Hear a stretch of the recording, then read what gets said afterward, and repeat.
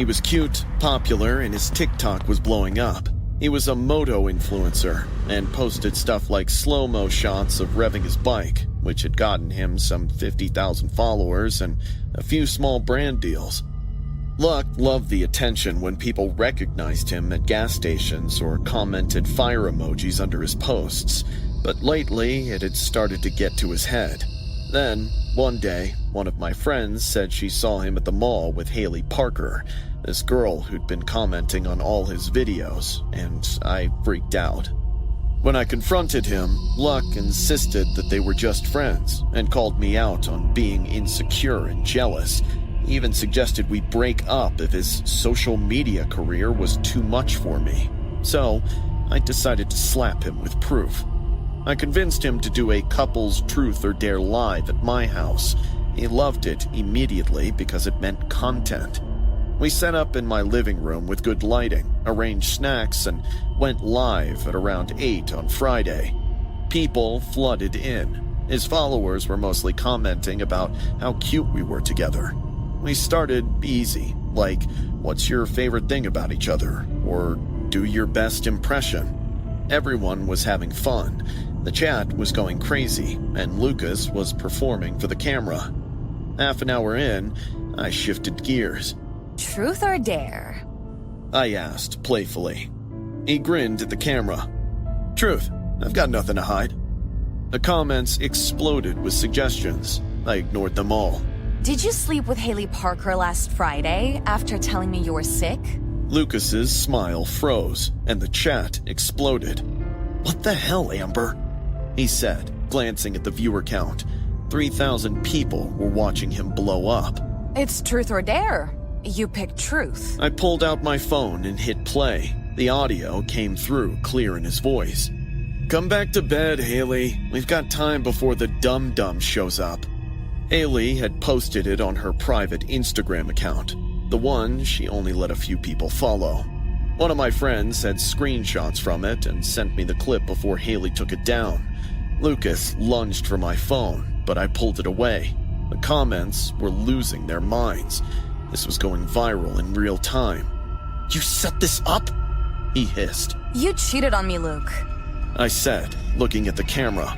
I wanted everyone to know who you really are. His whole face changed. The charm and all that fake confidence he carried around disappeared. He looked really, really mad. I could see it hit him. We were live. People were watching us. His perfect little image was falling apart right in front of him, but there wasn't much he could do. Amber, turn it off. Give me the phone. He was practically shaking with rage. No. Amber, I'm serious. Yeah? So was I when you said you weren't seeing Haley. He shoved his chair back so hard it crashed to the floor.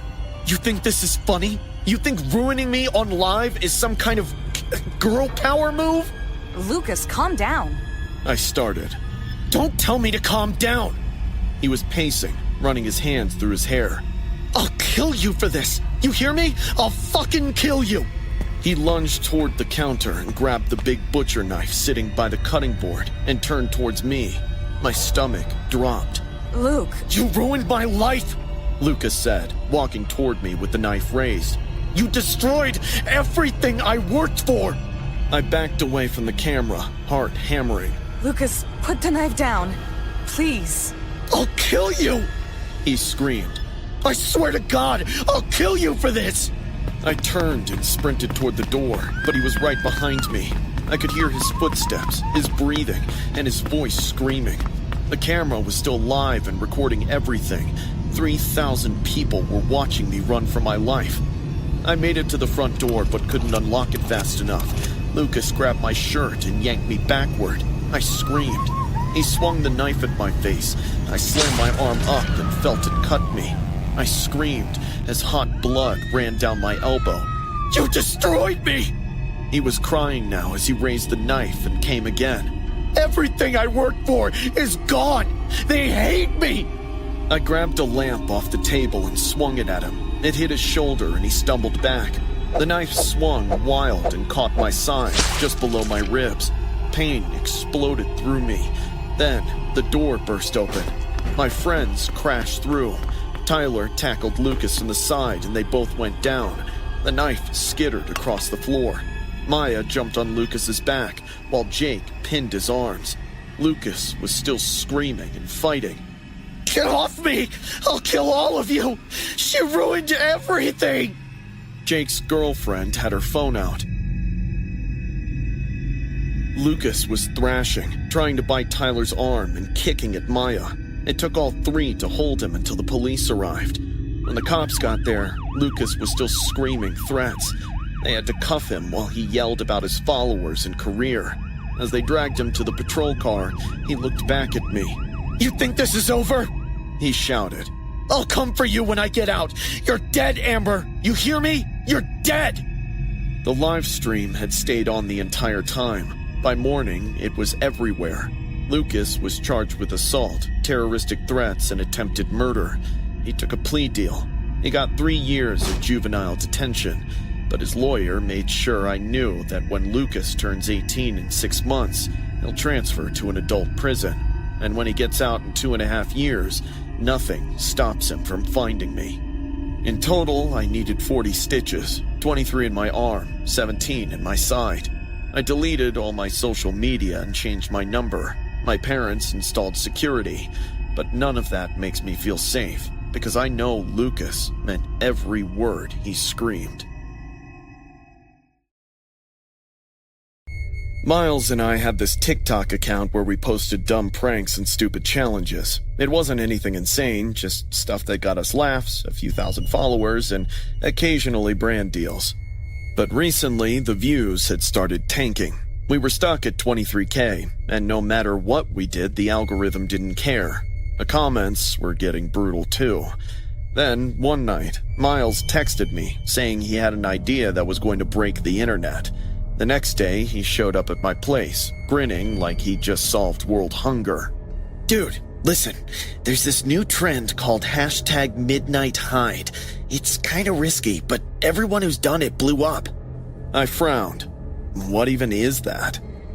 He explained that we'd have to sneak into some random house at night, hide till morning, film everything, and post it. It sounded stupid and dangerous, but we were 16, and when you're 16 and chasing views, stupid feels like an adventure too. We picked this house at the end of our street. It's been dark for weeks, with newspapers piling up on the porch. We figured the owner was away. We got in through a basement window at around midnight. The house was quiet and smelled like a hospital.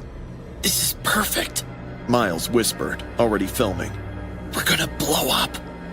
We went upstairs. The kitchen had old takeout containers everywhere. The dishes were stacked in the sink. We started messing around for the camera, ate food from the fridge, and laughed about it.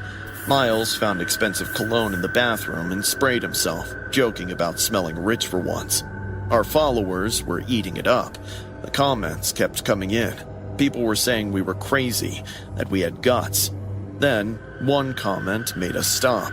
Someone commented about the pile of sheets laying behind us, saying they had weird stains, much like blood. Miles turned his camera toward the living room corner, and true enough, a pile of white sheets was crumpled by the wall.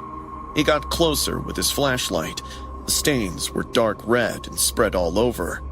"Dude," Miles whispered, "that's actual blood." My stomach dropped. "We gotta leave, right now." I gulped, but before we could move, we heard a key in the front door as it creaked open. Somebody was home. We froze, listening to the heavy footsteps coming upstairs. Miles grabbed my arm and pointed at the bedroom. I dove into the closet, while Miles hid under the bed. Through the crack in the closet door, I watched some guy walk in. He was maybe 40 and average looking. He had tattered jeans and a polo on. Nothing about him screamed dangerous, and somehow that made it worse. He went to the corner and pulled back the sheets. What I saw nearly made me scream. It was the corpse of some guy with a gunshot wound to the head. The corpse's eyes were wide open and held terror. The wound was still leaking, but the blood was thick. I put my hand over my mouth. My heart was pounding. We'd broken into a murderer's house, and he was just standing a couple feet away. I panted as the guy grabbed the body by the arms and started dragging it. He was nearly out of the door when, suddenly, he stopped and sniffed the air. He started pacing the room in circles. "I know you're somewhere here, bud." He chuckled. "I can smell ya. Come out now. I promise I'll make it quick." He pulled out a gun from under his hoodie. Then he bent down and looked under the bed. "Well, hello there." Miles got out and raised his arms, begging the guy. I won't tell anyone. I promise. We didn't." The gunshot was so loud it hurt. I watched Miles falling dead to the floor. His eyes were still open, blood pooling under his head. I just watched my best friend since the 3rd grade getting murdered. I bit down on my sleeve so hard I tasted blood. I was trying not to scream, breathe, or do anything and get caught. The guy dragged Miles toward the hall, leaving blood smeared on the floor. I thought maybe he'd leave, take both bodies, and go. But he stopped in the doorway one more time. "Wait a minute. Did he say we?" he muttered. He turned back and started checking everywhere. Behind the door, the dresser. He was getting closer to the closet. His hand touched the closet door, and he started opening it. I didn't think. I pushed out hard, slamming the door into his face. He stumbled, and I bolted. He shouted at me, then fired twice. The bullets hit the wall, missing my head. I stormed down the stairs, hit the front door, and ran for my life. I didn't stop till I was 3 blocks away. I couldn't breathe. My legs were shaking. Somehow, I called 911. The cops found 2 bodies right where I'd seen them.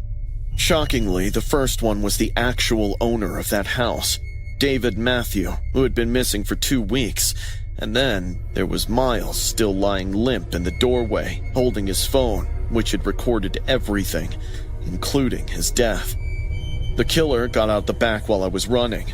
They caught him 3 days later at his mom's house, packing to leave the state.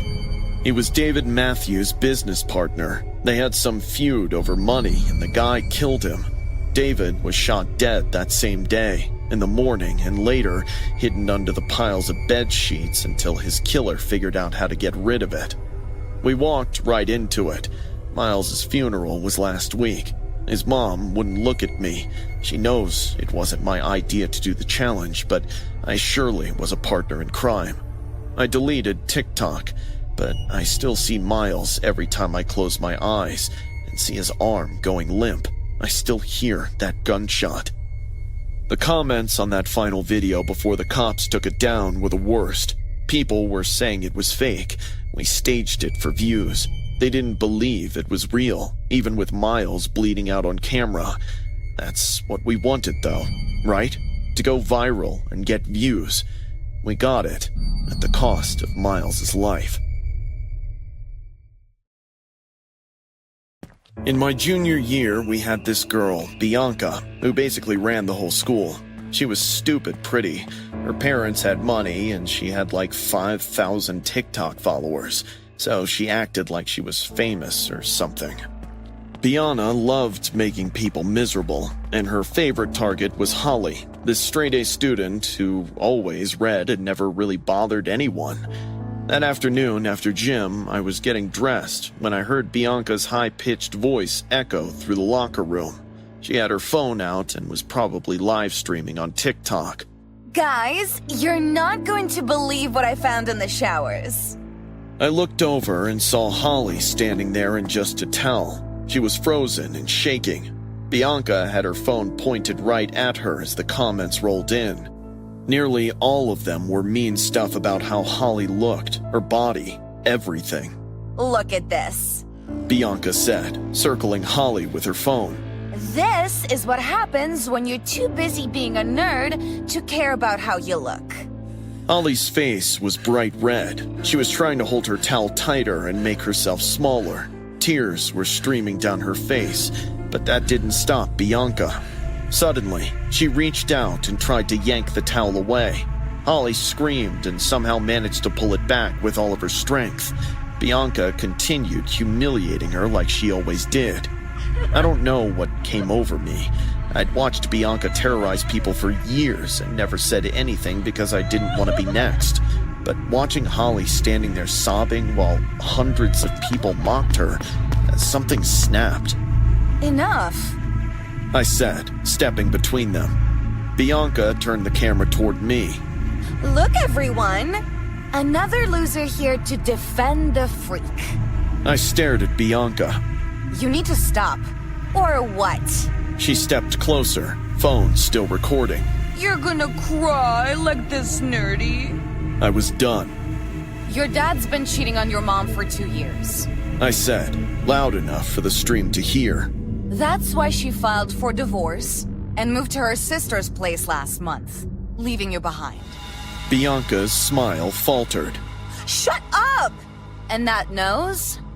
You got it done last summer. I saw the before pictures your cousin posted. You paid a surgeon to fix what you hated about yourself. And now you tear other people apart for being authentic. The locker room went silent, except for the live stream comments going insane. I said shut up! Bianca's voice cracked. You're cruel because you're miserable. You destroy people because you hate yourself. Her whole face transformed. The fake sweetness vanished and she was replaced by rage. She slapped me across the face so hard my vision blurred. The crack echoed through the locker room. You think you're better than me? She screamed. You and your broke father who can barely afford rent. She reached into an open locker and grabbed scissors, the kind from art class with long, sharp blades. She held them up to the camera. Her eyes were glowing like a wolf. Let's see how you look bald on TikTok. She grabbed my hair with her free hand and raised the scissors. That's when Holly screamed like a wounded animal and lunged at Bianca from behind. She shoved Bianca hard. Bianca stumbled, and the scissors clattered to the floor. What happened next happened in seconds. Holly bent down, grabbed the scissors, and charged at Bianca. Bianca tried to run, but Holly was faster. Holly, don't. I tried intervening, but she wasn't listening. She caught her near the showers and drove the scissors right into Bianca's eye. Her screaming was horrible, mingled with the sound of metal going into flesh. The live stream was still going, capturing everything. Blood poured down Bianca's face as she collapsed. But Holly didn't stop. She stabbed again and again at Bianca's neck, chest, and anywhere she could reach.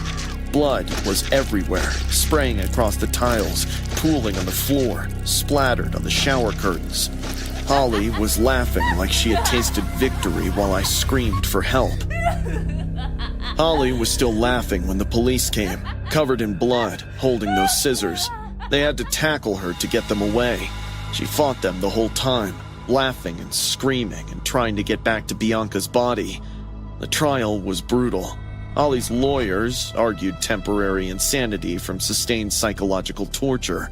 The prosecution showed the TikTok live stream, all 13 minutes from Bianca's cruelty to Holly's attack.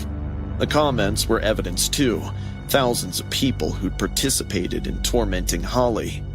Holly was declared mentally unfit to stand trial. She's in a psychiatric facility now. The doctors say she had a complete psychotic break.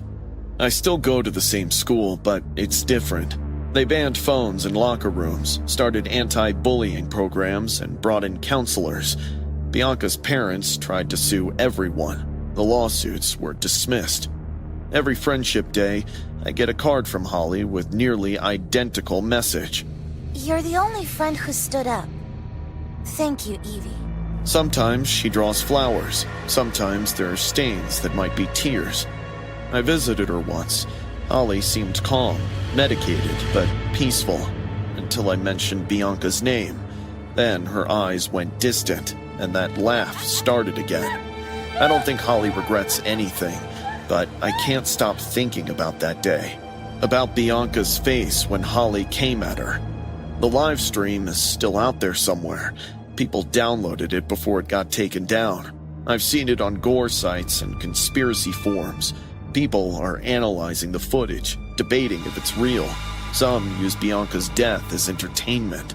Just like she used Holly's humiliation to entertain herself.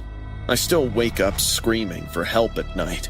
My therapist says I witnessed a traumatic event and need to process it. But how do you process watching one person destroy another so completely that murder became the only option? Every friendship day, I get that card, and every time, I wonder if Holly knows what she did to me that day, if she understands that I see her standing over Bianca's body every time I close my eyes, if she knows that I'm trapped in that locker room too, just in a different way.